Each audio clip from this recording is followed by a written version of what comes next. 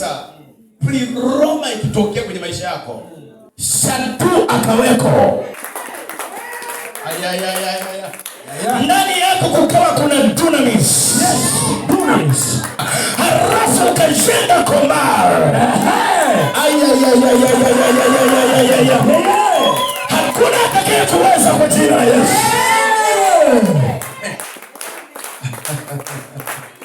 Mwambie jirani yako, Roma ikifika. Roma ikifika. Laana inakimbia. Laana inakimbia. Magonjwa yanakimbia. Magonjwa yanakimbia. Mapepo yanasaluti. Mapepo yanasaluti. Majini anasema aturudi tena. Majini anasema aturudi tena. Wachawi anasema hapa sio mahali petu. Wachawi anasema hapa sio mahali petu. Maskini anasema hii sio nyumba yangu. Maskini anasema hii sio nyumba yangu. Anasema huyu sio ndugu yangu. Anasema huyu sio ndugu yangu. Inakuachia na unakuwa huru kwa jina la Yesu. Amen. Na Bwana wa Mungu akikuweka huru, utakuwa huru kweli kweli. Amina. Wagiriki wanasema pleroma. Kitenzi kinaitwa plero, kinachomaanisha kujaza. Kujaza. Tunaposema pleroma maana yake ni kujaza. Tunaposema pleroma maana yake kutimiza au kukamilisha kitu. Kama kuna vitu kwenye maisha yako vilikuwa vijakamilika, vinakwenda kukamilishwa leo. Amen. Kuna vitu vilikuwa nusu. Ndio. Kuna mambo yalikuwa hayaendi. Ndio. Labda kwa sababu hali imebadilika. Labda kwa sababu uliowategemea wameondoka. Labda kwa sababu majaribu yametokea. Labda kwa sababu kuna changamoto. Labda kwa sababu kuna magonjwa. Labda kwa sababu ufukuzwa kazi. Labda kwa sababu ndugu wamekukimbia. Vitu vile vikukamilika. Labda kwa sababu aliyekuahidi wala hakukutimizia. Kwa hiyo vitu vimepungua. Nimekuja kusema kuna Roma. Tunajaza vimepungua. Tunajaza kwa jina la Yesu. Neno la Mungu linasema kila kilima kitashushwa na kila bonde litajazwa, ili mahali ya mambo yakae sawa sawa. Roma itatokea. Ikitokea kwenye maisha ya mtu, hata kama alikuwa kwenye hali ngumu, basi Bwana anamtoa kwenye hali ngumu, anampandisha viwango vingine. Ili Mungu amekuandalia kitu fulani, lakini unaishi maisha ya upungufu. Unaishi chini ya kiwango. Unaishi chini ya kusudi. Bwana asifiwe. Amina. Mungu amemuumba mwanadamu. Sikiliza, ukisoma katika kitabu cha Mwanzo, sura ya kwanza, ya pili na ya tatu, utashangaa vitu vingi. Sura ya kwanza na ya pili, unaona namna Mungu alimuumba mwanadamu. Hakumuumba aishi maisha ya kuhangaika. Baba inasema, naongea na mtu. Amina. Naongea na mtu. Amina. Alimweka katika bustani nzuri. Kama ulivyowekwa katika mti mzuri. Kama ulivyowekwa Bukoba nzuri.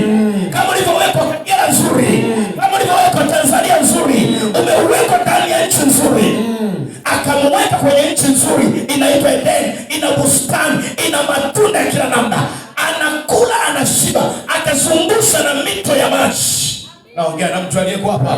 Maji ya kutosha yananyesha kwenye, mengine yanakuja kwenye bustani na mengine yanatumia kwa matumizi mengine. Maji mazuri, sio kama maji haya machafu, sio kama maji yenye bakteria, wenye wadudu, wenye nini. Maji yale yalikuwa safi na salama. Akamweka mle. Matunda ya bustani yale aliyaondolea roho ya kuoza. Kama vile ambavyo biashara yako leo itaondolewa roho ya kuoza. Kazi yako itaondolewa roho ya kuharibika. Maisha yako itaondolewa roho ya kushindwa. Kazi yako itakuwa juu, utafanikiwa kila mahali katika jina la Yesu. Nazungumza na mtu anayeelewa. Amina. Akama kwenye bustani nzuri, the beautiful garden, very beautiful garden. Akamweka mle, akaishi pale. Halafu siku moja, naongea na mtu. Amina. Ikaingia roho mbaya ambayo ilikuja kuvuruga Roma ya Adamu na Eva. Ongea na mtu. Amen. Ikaja kuvuruga Roma ya Adamu na Eva, kama jinsi ilivyovuruga Roma yako. Imevuruga Roma ya watoto wako. Imevuruga Roma ya ndugu yako. Imevuruga Roma ya kanisa lako. Kanisa lako linasheki, huduma yako inasheki, kazi yako inasheki, biashara yako inasheki, haijatulia, inayumba yumba. Nimekuja kusema kila mahali Roma ilikoondolewa, Roma ilikotikiswa, wanajazwa kwa jina la Yesu. Pokea roho ya kujazwa kwa jina la Yesu. Pokea roho ya kujazwa kwa jina la Yesu. Pokea roho ya kujazwa. Napokea. Adamu akaishi pale. Naongea na mtu. Matunda yale yaliondolewa roho ya kuoza. Sio hata yaliondoke chini, kesho nalikuta ni nzuri, haliharibiki. Shetani akaona wivu. Kama vile shetani alivyokuonea wivu. Ameonea wivu mwili wako, umeupiga magonjwa. Gusa mtu mwambie sikiliza vizuri. Sikiliza. Nimesema gusa mtu mwambie sikiliza vizuri. Sikiliza vizuri. Hello. Shetani akaona wivu. Sometimes watu naogombana nao si wao, wanatumwa na shetani kwa sababu shetani ameona wivu. Ameona wivu juu ya maisha yako. Ameona wivu juu ya kazi yako. Anasema kwa nini huyu aendelee? Kwa nini huyu awe na furaha? Kwa nini huyu afanikiwe? Kwa nini huyu astawi? Kwa nini huyu apige hatua? Kwa nini huyu? Kwa nini huyu? Amina. Wivu. Naongea na mtu. Amina. Lakini leo tutakomesha mpaka wivu wa kishetani. Amen. Leo tutakomesha mpaka wivu wa wachawi. Amina. Leo tutakomesha mpaka wivu wa watu wabaya. Leo tutakomesha kwa jina la Yesu. Amen. Na kama uko hapa, amini. Nimesema uje umejiandaa kupokea muujiza. Nimesema uje umejiandaa kupokea baraka. Muujiza unatokana na wewe kusikiliza kwa makini. Oh yes. Biblia inasema imani huja. Imani huja kwa kusikia. Kusikia neno la nani? La Mungu. La Kristo. Naongea na mtu. Unaposikia imani inaungika, alafu hujanielewa vizuri. Imani husukuma kitendo. Na imani bila matendo imefanyaje? Imekufa. Kwa sababu umekuja na imani, unaondoka na uponyaji wako. Unaondoka na amani yako. Unaondoka na kibali chako. Unaondoka na ushindi wako. Amen. Imani huja. Maana yake imani inaweza kuondoka. Kwa hiyo imani huja. Maana yake imani kuna wakati inaondoka. That's why kuna wakati unajisikia wewe umeokoka lakini ni kama hujaokoka vizuri. Unajisikia umeokoka lakini kama huna Mungu vizuri. Why? Imani inaondoka. Imani huja kwa kusikia. Kwa sababu umekuja hapa kusikia, imani leo inaumba kitu ndani yako. Oh yes. Hata kama ulikata tamaa, hata kama ulisema wokovu huu ni wa watu wengine, nimekuja kusema ni wa kwako. Na neema ya Mungu itaonekana kwako. Na baraka zitaonekana kwako. Piga kelele sema sadu. Katika jina la Yesu Kristo aliye hai. Haleluya. Amen.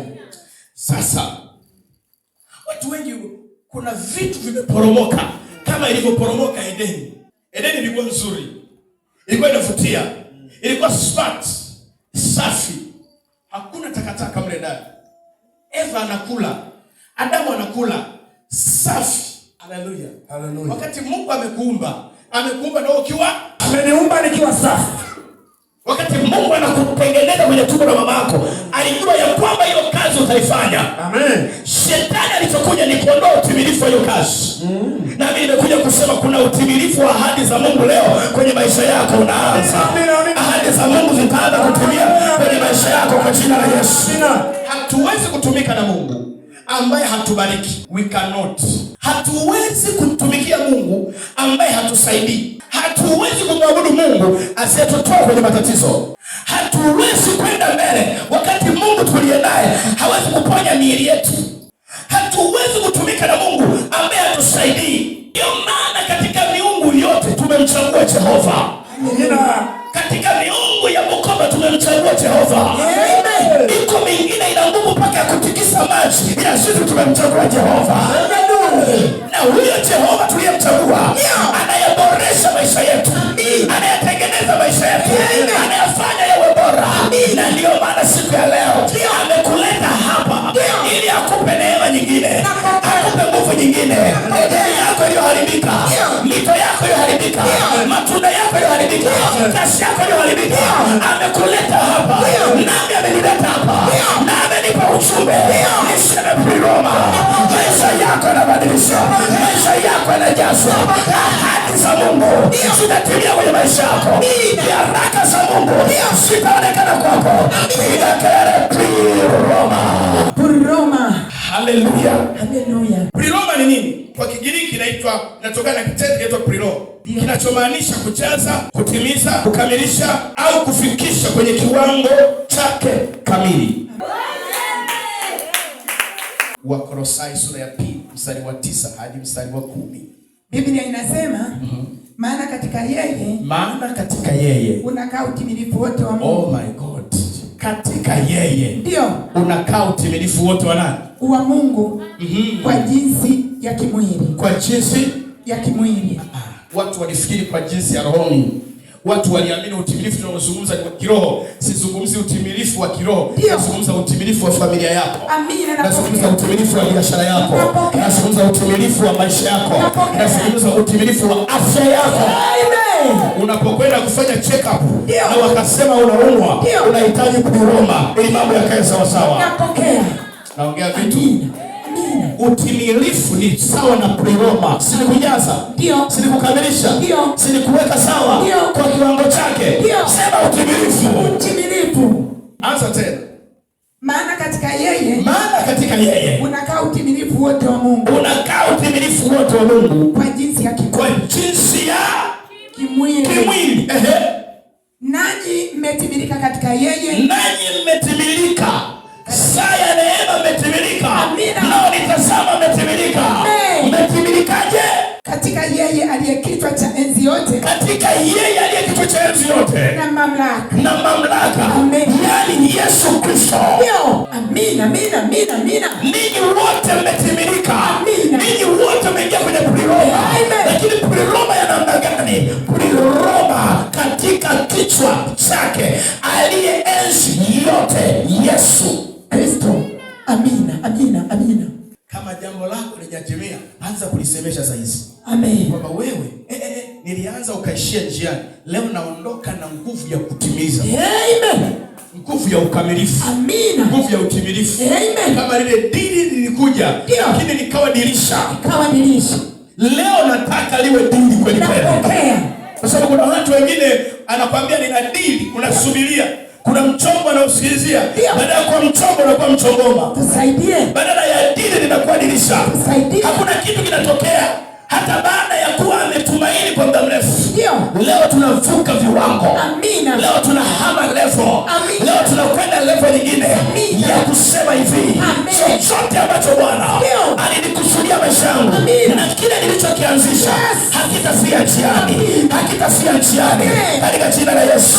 Kuna imani za watu zimeanza kunyanyuka. Kuna watu wameanza kusema ni leo sio kesho. Kuna watu wanasema kumbe ile kazi nachukua. Kumbe ile biashara nafanya.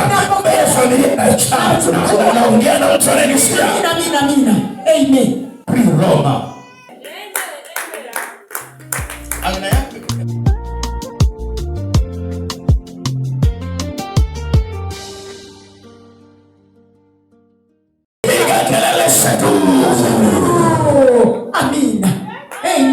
Amen. Kuna hali ya maombi unaishia ndani.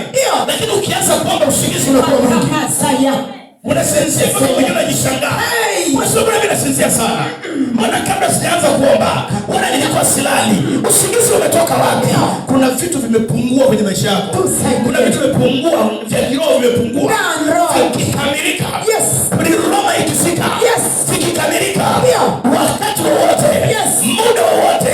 Ukisema Yesu, ninakuja kuomba. Maombi yanatiririka. Kama mvua inayonyesha wakati wa masika. Amina. Napokea. Kuna mtu mwingine hapa. Ndio. Hata tukiomba kanisa. Tukiomba kwa watu wote. Kwamba Mungu afanye kitu fulani. Wengine wanashuhudia, lakini wewe ushuhudii. Kwa nini? Kwa sababu hakitokei. Ndio. Yaani wengine wanapata. Naongea na mtu. Lakini wewe haupati. Unajiuliza kwa nini nimkosea Mungu nini? Kwa nini nilaniwa na nani? Hata nina laana ya wazazi. Hauna laana ya wazazi. Ndio. Hauna laana ya washawi. Ndio. Hauna laana ya mtu. Priroma. Amina. Sijui kama kuna kitu ambacho kinakusumbua muda mrefu. Nimekuja kusema Priroma. Masaka yake. Inawezekana ni mara yako ya kwanza kusikia hili neno. Wangapi ni mara yako ya kwanza kusikia hili neno? Ulikuwa hujawahi kulisikia popote? Nyosha hivi kama hujawahi kulisikia. Kama hujawahi kulisikia na umelisikia hapa, kuna miujiza mipya ianze kwenye maisha yako. Masaka yako ya. Kama ulivyosikia kwa upya. Uponyaji wa upya. Kwa jina la Yesu. Pokea kwa jina la Yesu. Kipya. Pokea kwa jina la Yesu. Usieni mpya. Pokea kwa jina la Yesu. Hautalia kama wengine. Amina. Huwezi kuahidi watu. Kuahidi vitu. Alafu ukashindwa kutimiza. Utakuwa na Priroma. Kila utakachoahidi utatimiza kwa jina la Yesu. Amina. What makes you do it? Kitu gani kinakufanya ufanye hivyo? Ndio. Priroma. Amina. Sometimes nisikize vizuri. Kuna watu wana roho nzuri hapa. Kuna watu wana roho njema hapa. Kuna tunda la utu wema limejaa vizuri ndani ya watu. Amen. Tunda la fadhili liko vizuri ndani ya watu. Lakini atoe nini? Amina. Akiangalia maisha yake, alichonacho kinamtosha yeye na mtoto wake. Naongea na mtu. Amina. Ni kama yule mama tu mjane yule, Rosalemta yule. Alichonacho kinamtosha yeye na nani? Na mtoto wake. Alikuwa anaokota kuni mbili, aingie ndani ya yale. Atengeneze mkate ale yeye na mtoto wake, alafu afanyeje? Afe. Wasubiri mauti. Sikiliza vizuri. Unaweza ukawaza kufa kabla Roma haijafika. Ndio. Roma ikifika. Ndio. Elia akamwambia, sikiliza, masato za kabaya. Elia akamwambia, unifanyie mimi kwanza. Utakaponifanyia mimi kwanza, nikisha kula, piga kelele, sikia vizuri. Sikia vizuri. Maana yake ile nikisha kula, maana yake alikuwa anatengeneza Roma. Amina. Nikisha kula. Kisha kula. Chupa yako ya mafuta. Haleluya. Haitapungua. Haleluya. Kapu lako la unga. Haleluya. Haitapungua. Haleluya. Maana yake kilichopungua kwenye maisha yako ni Roma. Amen. Sio kwamba unakaribia kufa. Wema, sio kwamba unakaribia kufa. Nataka niseme, wema sio kwamba upendwi, sio kwamba uthaminiwi, sio kwamba wakujali.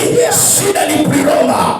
Unaonekana haufai kwenye familia kwa sababu hauna Roma. Biashara inakukataa kwa sababu hakuna Roma. Kazi inakukataa kwa sababu hakuna Roma. Nimekuja kwa nguvu ya dunamis katika jina la Yesu Kristo. Roma inapoapply, neno ya Mungu inaonekana. Upako unaonekana. Piga kelele, sema shadu. Amina. Amen. Natamani nipate watu wachache wenye uwezo wa kunielewa na kuelewa kile ninasema, ya kwamba kama kulikuwa na upungufu wa namna yote, kuanzia sasa upungufu utakuwepo. Bwana anaenda kujaza, sasa anaenda kujaza, atajaza maisha yako, atajaza kibiashara, atajaza kwenye huduma, atakujaza kwenye kazi, atakujaza kibali. Wale kukataa watakukubali, wale kukimbia watakukimbilia, wale kushusha watakupandisha, waliokuonea wanapiga magoti kwako, walisema hafai, walisema natanga, watakuja kwako wakisema, tupate wapi mtu kama huyu ambaye kwake maneno mazuri ya Mungu yanakaa, ushindi unakaa, hekima inakaa, kibali kinakaa. Tupate wapi mtu kama huyu? Kwa neema Bwana Mungu aliye hai alionipa ya kutamka, inakutamkia by power by fire, inakutamkia kwa jina la Yesu, inakutamkia vile ulivyo kwa hali hiyo, kwa namna hiyo. Roma ukamilifu, Roma ukamilifu, Roma maendeleo, mafanikio, ustawi kwa jina la Yesu. Ile biashara iende mbele, ile shughuli yako iende mbele, ile kazi yako iwe na nguvu kwa jina la Yesu, kwa damu ya Yesu. Piga kelele, Roma, Roma, Roma, Roma. Hallelujah. Masaka. Sekeremodia. Am I talking to somebody? Oh yes. Hello. Roma ni nguvu gani ya kiroho? Au ina nguvu gani kiroho? Roma ni neno, si neno tu au lugha tu. Ni neno linaonyesha uhalisia wa kazi ya Mungu ndani ya muamini. Amina. Namba moja, huondoa mapungufu. Amen. Ina nguvu gani kiroho? Huondoa mapungufu. Amina. Kuna mapungufu fulani kwenye maisha yetu. Ndio. Vitu vimepungua viendi sawa. Ndio. Mazota katora dabradike. Kuna vitu haviendi sawa. Mapungufu yale Bwana anayakamilisha. Napokea. Kazi yako Mungu anaikamilisha. Napokea. Uko kwenye shida, uko kwenye hatari. Watu wanasema anaisha huyu, anaenda huyu, mwisho wake huu hatoki hapo, hatoboi hapo. Connect kwa jina la Yesu. Haleluya. Amen. Watu wanasema ameisha huyu. Ndio. Watu wanasema amepotea huyu. Hatumuoni tena huyu. Ndio. Lakini mimi nimekuja kusema, amina, huo ndio wakati wako wa kuinuka. Napokea. Nisaidia ufungue kitabu cha Matendo ya Mitume sura ya 28 mazatoria 1 na kushuka mpaka chini. Tulipokwisha kuokoka ndipo tulipojua ya kuwa, ndipo tukajua ya kuwa kisiwa kile chaitwa Merita. Kisiwa kile kinaitwa Merita. Tulipokwisha kufanyaje? Kuokoka. Nataka unisikie. Tulipokwisha kufanyaje? Kuokoka. Ndipo tukajua ya kuwa kisiwa kile kinaitwa Merita. Kabla tujaokoka tukiwa kwenye shida, hatukuwa na taarifa hiyo kabisa. Lakini tulipopata upenyo wa kuokoka, ndio kuna mambo unaelewa baada ya kuokoka. Amina, amina. Kuna siri za kiroho unazielewa baada ya kuokoka. Kuna unaelewa kwamba kumbe sikwenda mbele kwa sababu nilifungwa hivi baada ya kuokoka. Ndio maana mtu ambaye hajaokoka anaweza akazungumza vitu ukajiuliza usipate majibu. Haelewi kwa sababu hajafanyaje? Hajaokoka. Wewe hii neema unayo. Ndio. Uko hapa umekaa unasikia neno la Mungu. Yule ambaye hajaokoka anasema anapoteza muda. Yule ambaye hajaokoka anasema ameishiwa, huyo ni mjinga huyo. Hajui kwa sababu bado hajaokoka. Tulipokwisha kuokoka. Amina. Ndipo tukajua kwa kisiwa kile kinaitwa Merita. Ndio. Endelea pale. Wenyeji wakatufanyia fadhili. Wenyeji wakatupenda, wakatufanyia fadhili zisizokuwa za kawaida. Bwana akupe hii neema. Ninapokea. Kila mahali utakapokuwa, wenyeji utakaowakuta wakufanyia fadhili isiyo ya kawaida. Wakuelewe, wakusaidie, wakupandishe isivyo kawaida. Amina. Wenyeji wakatufanyia fadhili. Wenyeji wakatufanyia fadhili zisizokuwa za kawaida. Kwa maana waliwasha moto. Wakatukaribisha sote. Kwa sababu ya mvua. Ilionyesha kwa sababu ya baridi. Lakini walitukarim vile kwa sababu ya nini? Ya baridi. Endelea. Paulo alipokuwa anakusanya mzigo wa kuni na kuweka motoni. Sikiliza, si unafahamu jinsi kuni zinatafutwa? Ndio. Kuni zinatafutwa kwa kundi. Hapana. Vinaongea na mtu. Amina. Kuni zinatafutwa kwa kundi? Hapana. Zinatafutwaje? Moja. Amina. Mtu anaokota hapa, anaweka hapo. Anakuja anaokota nyingine, anaweka hapo. Amina. Anaokota nyingine na anahakikisha ile kuni ni safi na salama. Amina. Yaani inafaa kwa matumizi. Si ndio? Ndio. Si mtu anahakikisha kwamba kuni hii inafaa kwa matumizi. Ndio. Si ndio hivyo? Ndio. Kwa hiyo akawa Paulo anaokota moja anaweka. Maana yake moto waliowashiwa wenyeji walizokuwa wamewashia, wale wenyeji wanaowashia moto, kuni zifanyaje? Zinaisha. Zilipoisha wakasema sasa, Paulo akasema acha niende nitafute nini? Kuni nyingine. Amen. Utanielewa. Amina. Utatoka na kuliroma. Mapungufu yako yote yameisha kwa jina la Yesu. Amina. Amen. Baba inasema akaanza kukusanya kuni moja. Tuendelee pale. Akusanya kuni na kuweka motoni. Akaweka motoni. Nyoka akatoka kwa ajili ya ule moto. Rudia tena. Paulo alipokuwa amekusanya mzigo wa kuni na kuweka motoni. Nyoka akatoka kwa ajili ya ule moto. Nyoka akatoka mle kwa ajili ya ule moto. Akamzonga mkono. Mkono, maana akajifinika kwenye nini? Kwenye mkono. Wenyeji walipomwona yule nyoka akilewalewa mkononi. Wakaambiana. Haikosi mtu huyu ili muuaji. Huyu ni muuaji. Ijapokuwa ameokoka katika bahari. Ameokoka kwenye bahari.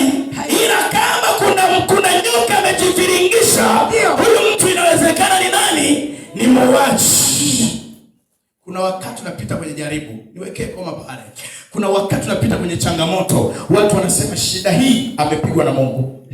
Kuna watu watatu wajanielewa. Kuna wakati unapita kwenye shida. Wanasema jambo hili limemkuta ni kwa sababu amemkosea Mungu. Ni kwa sababu ya dhambi aliyofanya. Si sawa? Acha kimpate. Wengine wanasema acha apate. Acha akome. Hawajui ni kitu gani kimetokea.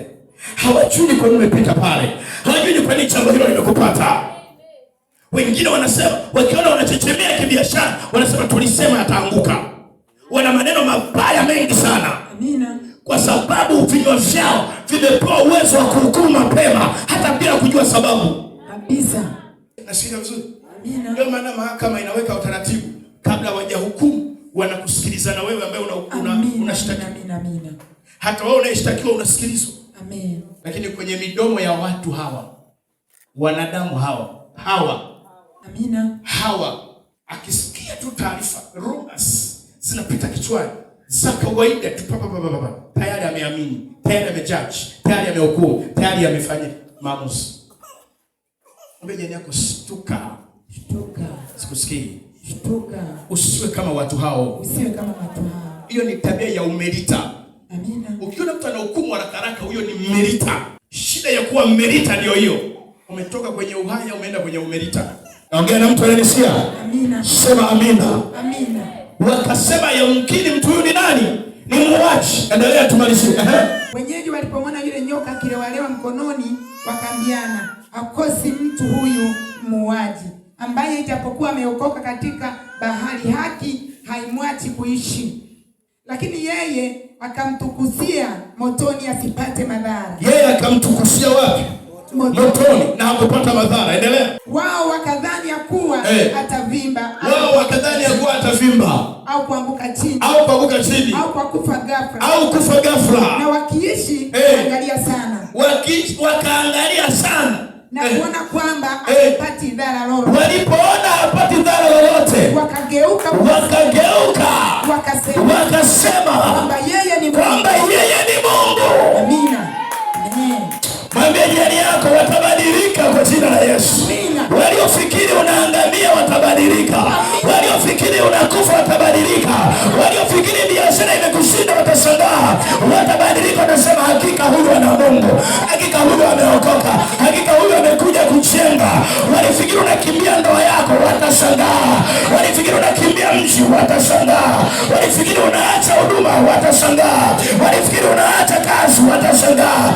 Wanasema hakika huyu ana Mungu. Amina. Amen. Hello. Hai. Kuni iliokotwa moja. Niliongea na mtu. Amina. Kuni ilichukuliwa moja. Hivi kwa nini nyoka kuonekana? Alijificha wapi asionekane? Kuna matatizo mengine. Ndio. Hayaonekani mpaka umeingia kwenye moto wa kimungu. Amina. Amen. Kuna shida nyingine hasionekani mpaka umeanza kuingia kwenye mafanikio fulani. Amina. Kama hujaanza biashara huwezi kujua hasara ni nini. Kabisa. Naongea na mtu. Amen. Hello. Hai. Kama hujaingia kwenye ndoa huwezi kujua kununiana ni nini. Ndio. Mwambie jirani yako, utamu wa embe sio kulitazama likiwa kwenye mti. Tafuna ndipo uone. Amen. Naongea na mtu. Amina. Naongea na mtu. Amina. Nyoka alikuwa wapi? Alikuwa amejificha wapi? Paulo ameokota kuni moja. Amepeleka pale, amewasha moto. Na moto sio kwamba ndo ameuanzisha yeye, ulikuwepo. Ndio. Ameweka kuni zake. Yafu nyoka anainuka, ametokea wapi? Kuna shida nyingine zinainuka ukianza kusema ninataka kuanza biashara. Amina. Kuna watu wengine huwa wanakuchukia unapoanza wazo la kufanya biashara. Wanasema hapana, hatafanikiwa. Hasa unaposema nataka kufanya biashara kubwa, wanasema hutaweza. Na matatizo mengine yanaandamana na hilo neno. Unaposema naanza hiki, tatizo linatokea na kuzuia kufanya hicho kitu. Mimi nimekuja kusema utakapokuwa na Roma, hata ukisema maneno yao utatukusia motoni. Machoka yote yatadumbukia motoni. Madeni hasara vitatukutia motoni na vitateketea kwa jina la Yesu. Watasubiri kuanguka kwako lakini hautaanguka. Watasubiri uvimbe lakini hautavimba. Wanasubiri maumivu. Nimekuja kusema mwana sayane, mwanangu aliyeko hapa, mwanangu unanitazama, popote ulipo unanitazama, saa imefika ya kuinuka na kusonga mbele. Maneno ya adui yako yanakufa, maneno yao yanaharibika. Upako unatembea kwenye familia yako, kwenye kazi yako, kwenye biashara yako, kila eneo la kwako. Kwa jina la Yesu aliye hai. Walisubiri Paulo aanguke, wakashangaa anaendelea kuishi. Walifikiri ataanguka ghafla, wakaona anaendelea kuishi. Waliosubiri udhalilike, hadhaliliki mtu hapa. Waliosubiri ushindwe, hashindwi mtu hapa. Haanguki mtu hapa, haanguki mtu hapa. Satan says Amina. Amen. Umesikia walichokuwa wanakisubiri? Ndio. Umekisikia? Amina. Cha kwanza walitaka avimbe. Ndio. Wakasubiri waone anavimba. Wakaona hajavimba. Ndio. Wakasubiri waone anafanyaje? Anaanguka ghafla. Ndio. Sio kuanguka tu, wakasubiri tena waone anafanyaje? Anakufa. Ndivyo watu walivyo. Ndio. Ndio maana unapoanza chochote kizuri, watu wanakupa siku. Baada ya siku kadhaa ataibikiwa huyu. Atashindwa huyu. Atarudi huyu. Ameenda kwa mbwembwe huyu. Na wanaongeza kwa mbwembwe na wala wewe hujui hata mbwembwe ni nini. Shakato. Wala hujui hata mbwembwe ni kitu gani. Hujui hata wanasema ana kiburi, na kiburi hujui hata kiburi ni nini kwenye maisha yako. Wanasema anajidai, hujui hata kujidai ni nini, kwa sababu ungekuwa umejilipa ili ulipe madeni ulionayo. Amina.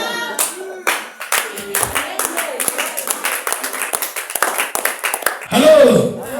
Wanasema kuna mtu anampa kiburi na wewe unamtafuta yule mtu anayekupa kiburi, atisi ungempata akakupa ile jeuri ungefurahi. Wanazungumza. Watu wamelipawa. Waka expect ya look afimbe kwanza. Yaani cha kwanza walianza na kitu kadogo kakuvimba. Lakini Paulo ametukusia nyoka wapi? Sema kuanzia sasa natukusia nyoka motoni, matatizo motoni, magonjwa motoni, laana motoni, kwa jina la Yesu. Fire! Amina. Wakati tunaanza huduma, Pasaka Radobra Nisria. Wakati tunaanza huduma, kuna watu wa kule nakozaliwa. Kule mchini kule. Ngala mchini kule wakasema huyu Samuel huyu tunampa siku 5, huyu tunampa miezi 3, tunampa miezi 6, leo ni miaka 10. Shadu na dunia. Amina shadu. Amen. Hello. Tutaona ataishia wapi? Hata kuna mtu mwingine walimpa siku. Ulipotoka kijijini kuja kutafuta maisha mjini, wakasema tutaona ataishia wapi. Huyu atarudi, kama sio kurudi atakuwa mwizi, kama sio mwizi atajiuza, na hujawahi kujipiga bei hata 100.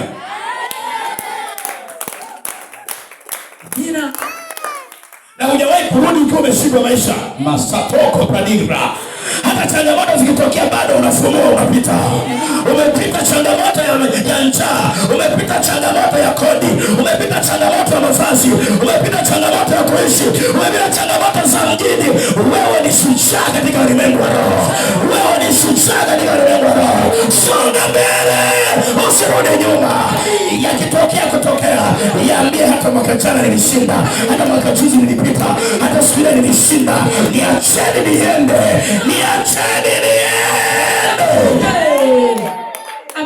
Sitakubali kupiga magoti kwa ajili ya kusujudia ugumu wa maisha. Sitapiga magoti kusujudia matatizo. Sitapiga magoti wakati matatizo yanihurumie. Ndio. Kuna vitu vinatesaga maisha ya watu na ni jasiri. Ndio. Pale Merita pale kuna mtu amefika pale, amekusanya kuni, hakuna nyoka. Amewasha moto,